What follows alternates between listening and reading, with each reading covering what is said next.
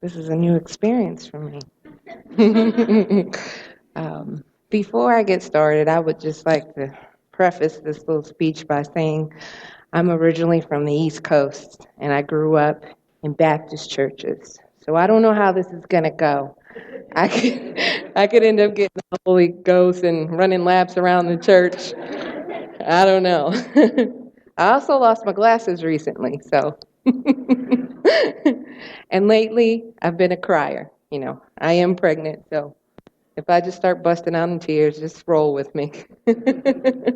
Now, some of you here today are familiar with my situation, and the video pretty much summed up some of the backstory behind the case. But just for the sake of relevance, I'm going to touch on a bit about everything that's gone on, and then just speak to you from the heart about what this has meant to me spiritually. Back in 1999, I was a student at Woodlawn Senior High School, and one day, God saw fit to place me in the Woodlawn Public Library and speak to a young man named Anand Saeed about his recently ex-girlfriend, Heyman Lee.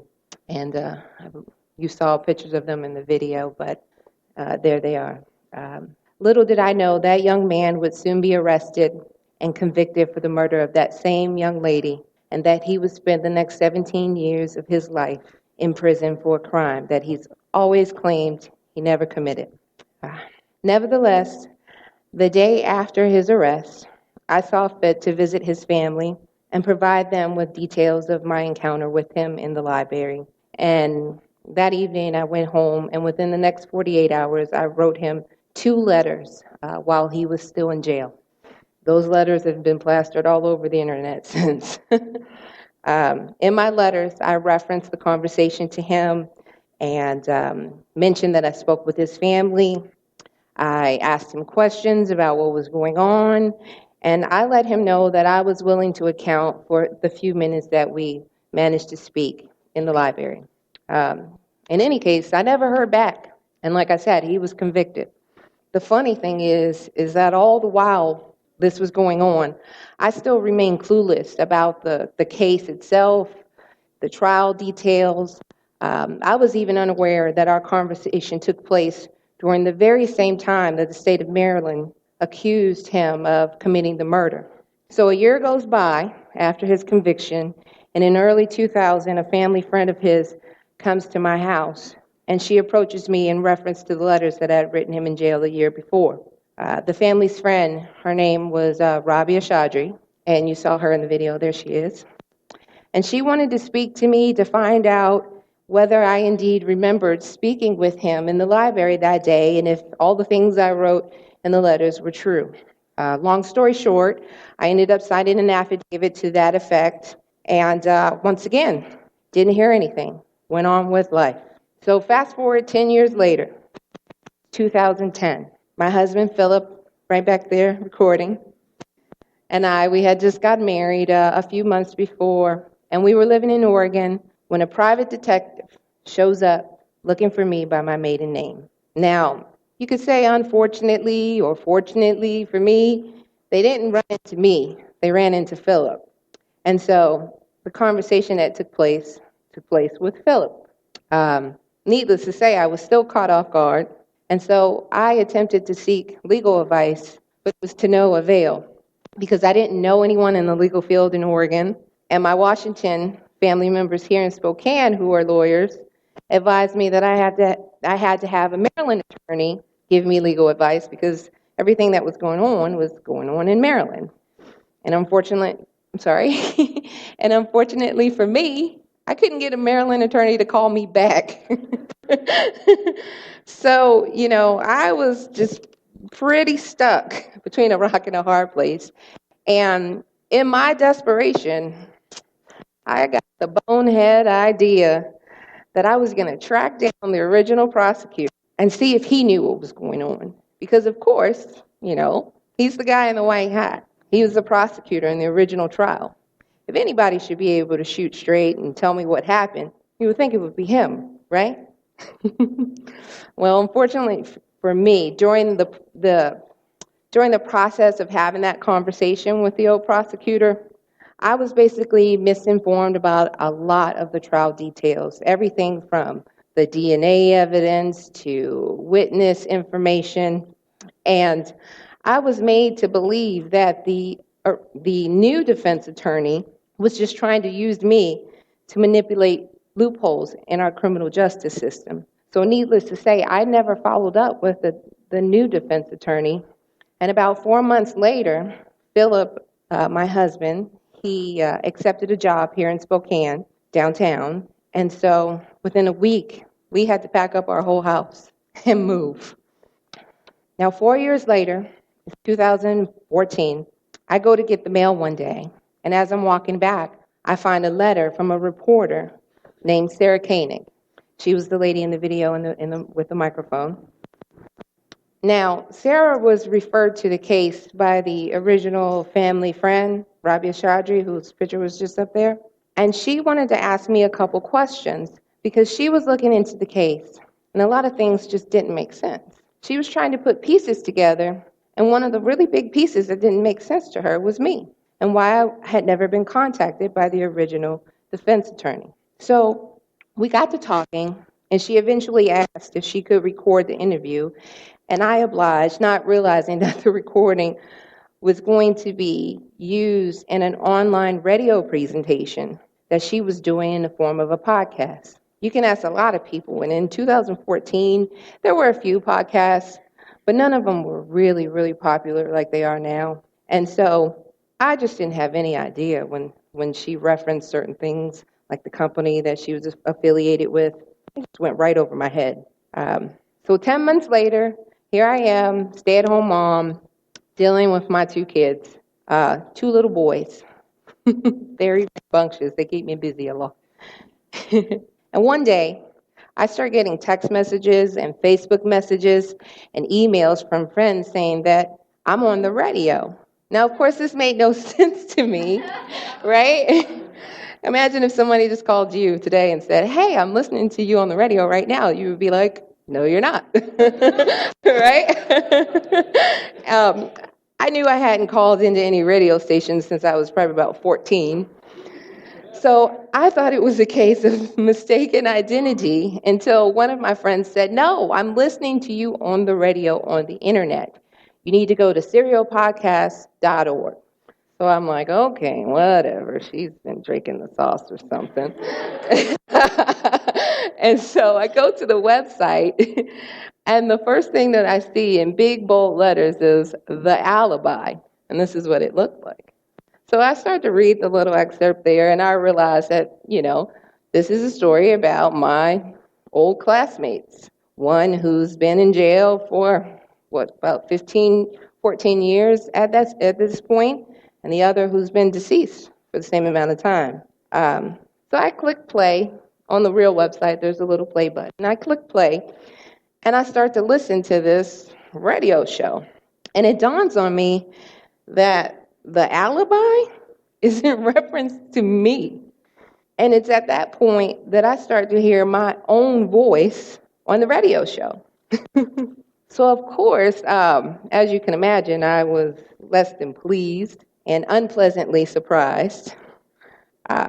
I was downright infuriated because I had assumed that when I spoke to Sarah that the recording that we made was for notation purposes. I had assumed that when she said she was doing a story, that it was going to be some low-level website with a little blurb about a 17-year-old murder, that no one would ever even pay attention to. And so when I saw that and heard myself and realized that it was international, I immediately thought that she had double-crossed me. I thought that she had lied to me, that she had convinced me to talk to her, made me feel comfortable, got me to talk in a casual tone, all so she could cleverly record me and post it all over the internet. Needless to say, after not so nice of a conversation on my part, I came to find out that it was all my fault, of course. Sarah had mentioned her intentions. I went back and looked at an email, and it said right there who she was affiliated with. And, it was just a simple miscommunication. We chalked it up to semantics. I was chasing probably an 8-month-old and a 2-year-old, so my head was in mommy land. So like I said, it was my fault. Uh, but needless to say, after freaking out and calling Philip and, just totally losing it, we decided to sit down and continue to listen to the show, along with 175 million other people. That's the current number. Actually, I think it's somewhere around 180 right now. Um, as we listened, we began to feel that there were a lot of things with the original trial that just didn't make sense. For me personally, obviously, the fact that I was never talked to by the original defense team was a biggie, because I had went on with my life assuming that my 15 to 20-minute conversation with Anon was of no consequence. And here it was, 14, 15 years later, and I was hearing that that may not be true. So it was during listening to the podcast that we also got educated about some things that took place in the original trial and some things that took place in 2010 after the private investigator came to my house. Right around 2010, 11, a defense attorney had filed for a post-conviction hearing for post-conviction relief. Essentially, it's an appeal process where an inmate can file if they feel like something didn't go right or something wasn't legally, just during their original trial. And so during that time, after the investigator, they had a hearing, and the original prosecutor, the one that I spoke to on the phone, he actually testified about that phone conversation that I had with him without my knowledge. As I listened to the podcast, I actually heard this man's testimony. I heard him speak on my behalf. And as I listened to his description of our conversation, let's just say I got a little ticked because it couldn't have been further from the truth about what actually went down during the course of that phone call. And as a result of that evidence, Anon was denied his appeal for retrial. So just to give you a little bit more insight, the prosecutor basically went to court and he told the judge that I had told him that the Syed family had pressured me into signing my original affidavit back in 2000 and that I had basically recanted my story. And then a few months later, after the Serial podcast came out and I came forward, he actually did an interview where he estimated my phone call with him to take about 5 minutes, when in reality our conversation was over a half hour long. So there me and Philip were sitting in the living room, binge listening to the Serial podcast. We probably listened to it for about 8 hours straight. Don't ask me what the kids were doing. I have no idea. My house is still recovering from that 8 hours of me not doing anything. And as I listened, a thought came to my mind. It said, this ain't right. You going to do something about this? You going to step up? Are you going to stand up and call this wrong out for what it is? Or are you just going to go on about your business and pretend like this doesn't pertain to you? Now, I'm a pretty confident person. I'm happy to admit I've never had a bully in my life. And I think it's primarily because I'm a lot like my mother, And I can say that because she's not flying into town until tomorrow. Yeah. Hopefully she's not watching this live, so she'll never know, right? But in any case, I was still pretty worried about coming out in opposition of what a well-known state's prosecutor had already testified to. That's a pretty scary position to be in when you don't know much about the criminal justice system. But nevertheless, I made the decision to come forward anyway. Since then, I've written a second affidavit attesting to basically the same information that was in the first affidavit, when and where I saw Anon, what we talked about, things of that nature. I also included information about the phone call with the prosecutor because I wanted the court to know what actually took place from my perspective. And this past February, I testified at the new post-conviction appeal. As you saw, he was granted an appeal. So me and the family flew across the country. And I endured almost 2 days of cross-examination from the Deputy Attorney General of Maryland. And currently, we're still waiting on a decision to find out if Anand's going to get a retrial or not. Now, as you can imagine, with over 100 million people listening to Serial, the case has a very large following. And as a result of the case being in the media, I've had my name and my face plastered all over the internet from everywhere, from here to Australia. My actions, those letters that you saw, have been criticized by everyone on the internet with a keyboard and an opinion. And because of all the stress, I started writing in a journal, and somehow God managed to morph that into a memoir. And that explains more in detail about the emotional aspect of this entire experience. And the memoir is called Confession of a Serial Alibi, because it was the Serial podcast that first dubbed me the Alibi. And there's a picture of it. Let me just add, it is on Amazon, $17. You can get it now. So now I just want to talk to you a little bit about what all this means to me or has taught me on a spiritual level. I'll be honest. When Pastor Rob first asked me to do this talk, I didn't really want to do it. I might have smiled and said, sure. Yeah, that's great. Let's do it. But in the back of my mind, I was thinking, Lord, what does this man expect me to say? And how can I get out of this? I even secretly prayed that maybe the baby would come early. Or maybe I'd be up here, my water would break, and I'd say, oh, folks, sorry, got to get short, Oh, no, well. You can't blame a girl for trying, right? I've never had the opportunity to speak so publicly about God before. And honestly, I had a lot of trouble, more trouble than I expected, putting my thoughts together because I felt like there was so much that I wanted to say with so little time, and my brain just, there's so many lessons that I've learned. Like, how do you put it all in 30 minutes? So I decided to go simple. And let's just say I have a newfound respect for what Pastor Rob does every Sunday.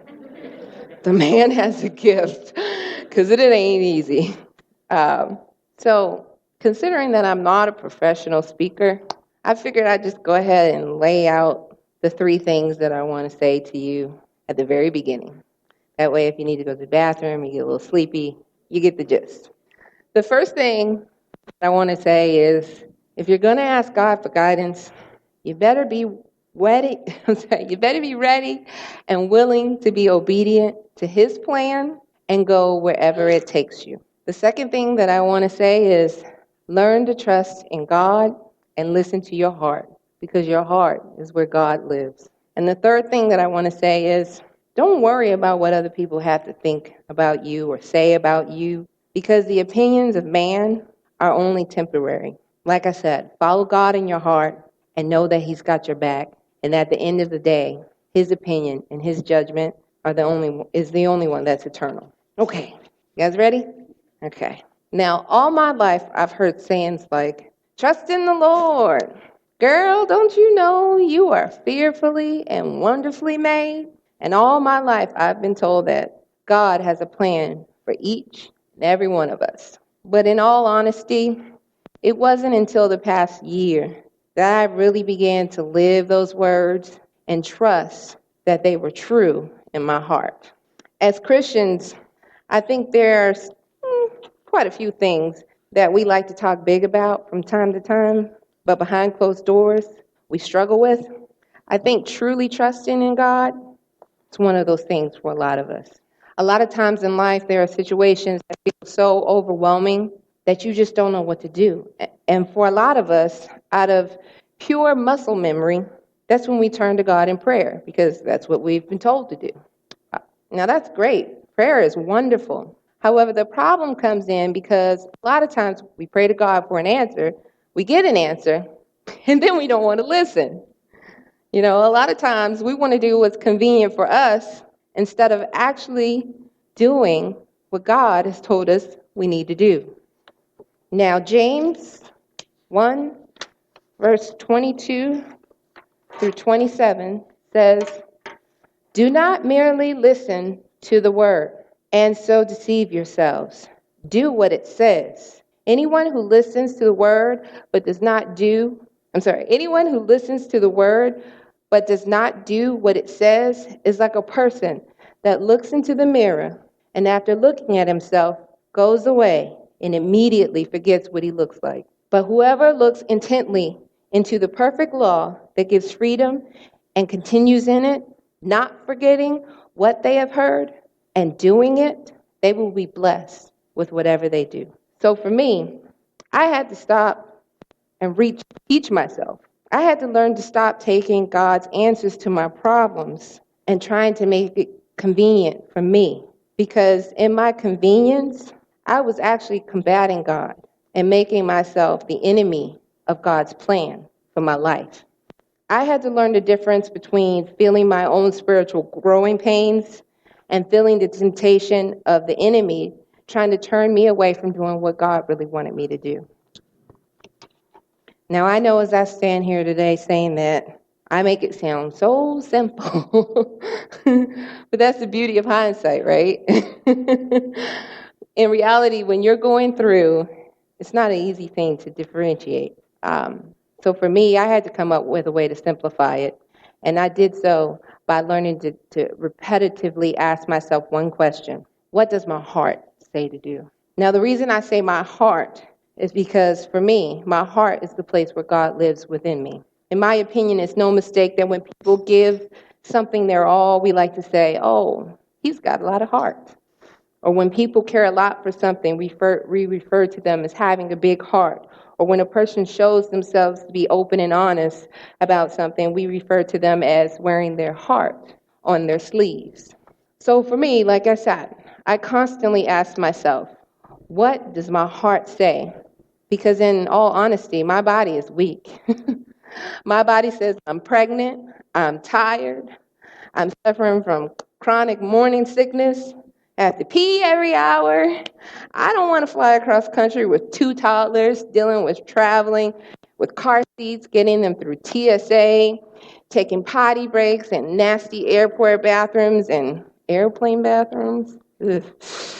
It says, I don't want to be grilled on a witness stand for 2 days, be bad-mouthed on the internet.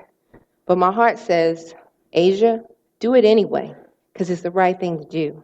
And it's what you would want someone to do for you if the shoe was on the other foot. My heart says, what would Jesus do? Yeah. What would Jesus do? Makes a cute bracelet, right? But it ain't always the easiest thing to do. Which brings me to my third and final point, which is what I've learned about gossip and hatred. Or as Pastor Rob would say or suggest, how I managed to stay strong when unjustly and unfairly gossiped about. Doesn't that sound like him? Someone once said, sticks and stones may break my bones, but words will never hurt me.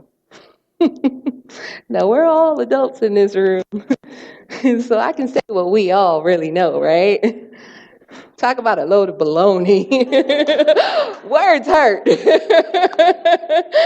There have been so many times in the past year and a half that I've cried, my eyes swollen shut, because of the mean things that people online have to say about me. I've been called everything from a liar to a narcissist, unintelligent, a pushover, vile, a pig, a ghoul, ugly, a piece of excrement. People have ridiculed me about how I dress, my activity on social media, because of interviews that I've done. Believe it or not, I've even been criticized over the brand of eyeglasses that I choose to wear. Yeah. People have said cruel things about my unborn little baby boy here, who will be here on Wednesday. They've criticized my husband. They've pointed out every spelling and grammar mistake that I've ever made. They talk about my jewelry, my shoes are too shiny. I've had my makeup choices called clownish. Pretty much anything you can think of, I've been called it. So, when it comes down to it, how do I cope now? That's what Pastor Rob wanted me to talk to you guys about. How do I deal with all the criticism, all the hatred, all the negativity? Honestly, for a while, I didn't handle it very well at all. But now I can say, looking back, that I do it the same way Jesus did. I look to my loved ones. I remind myself that I am blessed and highly favored by God. And I tell myself that I am fearfully and wonderfully made. I surround myself with the love of those who actually know me and know my heart and my purpose, instead of worrying about people who are simply hating because of what they lack in their own heart. I remind myself that even if nobody else on earth has my back, God has my back. And guess what? That's enough for me. Now, Matthew 5, verse 10 and 11 says, "Blessed are those who are persecuted because of righteousness, for theirs is the kingdom of heaven. Blessed are you when people insult you, persecute you, or falsely say things of evil against you because of me. Rejoice and be glad, because great is your reward in heaven. For the same way they persecuted the prophets who were before you." So like I said, at the end of the day, I know that God's got my back. So everybody else, sorry, don't really matter. So in short, all I'm saying is that when you're called to step up by God and things start to get a little hairy, go ahead and lean on in on God, because that's what he's there for. Trust in him and have faith that he's got your back, because he does. Trust that God has put you in your situation for a reason, and trust that everything that you have ever experienced in your life, even things before you were born, were all preparation for where you are right now. Trust that God has given you everything that you need in order to make it through your situation, and that everything will be revealed in time if you would only listen. Now, to close, I have one more verse, just because I've already said it like 3 times in the speech about being fearfully and wonderfully made. I felt it was appropriate to end with the context of that saying. Psalms 139, 13 through 16 says, "For you created my inmost being. You knit me together in my mother's womb. I praise you because I am fearfully and wonderfully made. Your works are wonderful, and I know that full well. My frame was not hidden from you when I was made in the secret place, when I was woven together in the depths of the earth. Your eyes saw my unformed body. All the days ordained to me were written in your book before one of them ever came to be." So I hope that my little talk today inspired some of you and encouraged you to work on trusting in God a little bit more. I know it's hard, but, every little bit counts.